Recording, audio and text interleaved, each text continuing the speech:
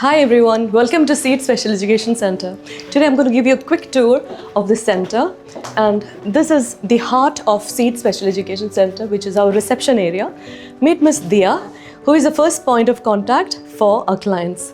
We are one of the very few centers in the UAE that's licensed under 3 different government entities, which is DHA, KHDA and CDA. Let me introduce you to our language speech pathologist, Miss Ahana. As a licensed speech language pathologist, I have a question for you. Okay. Can you tell us a bit more about the importance of early intervention when it comes to speech and language delay or development in children? Sure, ma'am. Early intervention is very crucial because it is during the initial period of the time that the brain adapts in learning the languages. Actually, the learning is most effective within the first 5 years of life. It is during this phase the skill development, the language learning, basic concept, everything is easily learned by a child than later. What's your opinion on some children catching up on their own over a period of time? Yes, definitely, ma'am. Some children, they develop naturally and others, they may need support. The challenge is in predicting who will struggle for a long term. That is the reason why, ma'am, the early intervention is crucial in developing the strong language skill, which is essential for the social interaction and emotional well-being. Now let's meet our educational psychologist, Ms. Erika Babudas. She is the one who focuses on our brain gym activities and KHDA permitted child skill development programs. Hi Erika. Hi.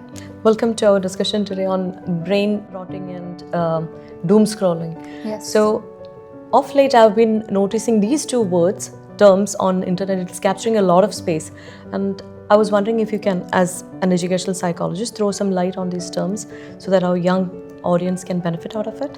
Yeah, sure. So brain rot is basically low effort, repetitive content. A lot of young adults and adolescents are very interested in consuming this sort of content. The only issue with this kind of content is that it is very damaging for your attention. It will reduce the need to engage in social interactions. It also has some contribution in weakening your memory over time, and it causes brain fog, which is mental fatigue basically. So doom scrolling is passively engaging in content, basically scrolling meaninglessly without really paying attention. Okay. So what happens to the brain is it releases a reward brain chemical Dopamine. called dopamine. Okay. And this basically sends you on a loop when you're not fully aware of it just goes on and on and on. Okay. And that sends some sort of reward and satisfaction signal to your brain. I personally have seen so many of us Yes. just stuck to their Instagram reels, Yes. and one to another, right? Yes. So do you suggest anything that we can do for our clients to reduce their screen time, to help them manage the screen time? So one of the things that you can do is setting timers on all of your apps. It will tell you when you should be stopping your usage. And the second thing that you can do is switch off all unnecessary notifications. If you feel like an app that you're not using regularly, or if you're at work, you don't have to be having your Instagram notifications on, and switching your display to grayscale mode maybe, because that will help the content from not being visually stimulating. Absolutely. Something being visually stimulating is what's going to keep you looking at the content continuously. Yeah. So those are some ways. And then dividing your time productivity wise, splitting your time in a productive manner helps a lot. That helps a lot. What social media does really affect is your sleep. So you need to be, I do agree with that. Yeah. You need to be keeping your phone away at least 30 to 60 minutes before sleeping. So 1 hour prior to sleep. 1 hour prior to sleep. Say bye to all the gadgets. Yes. This is where the special education happens. Our special educator is Dilha Johnny.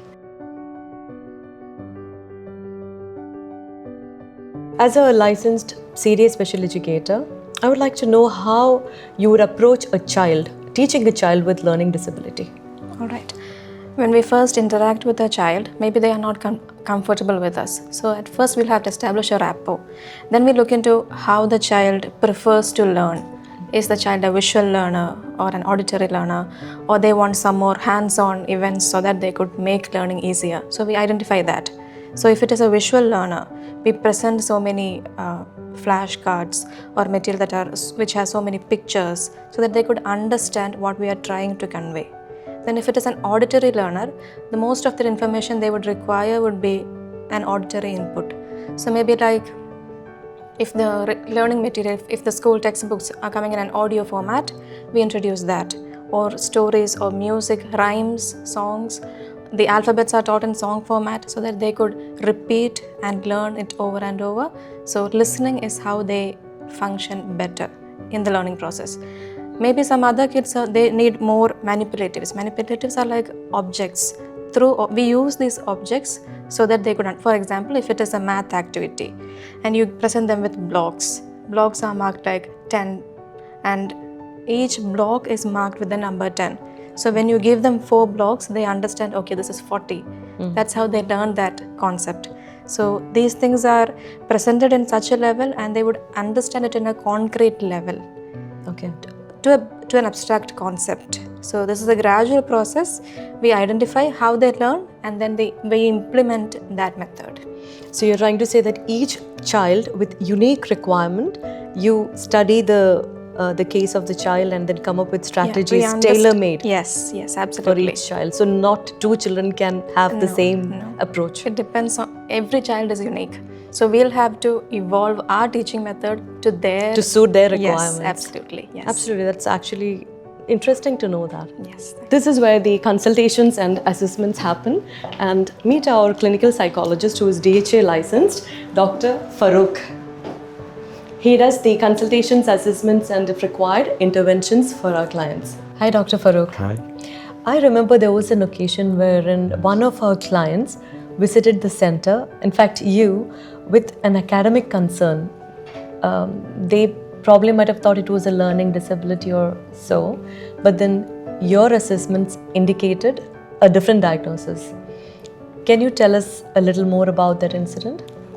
School teachers suspected the child has learning disability.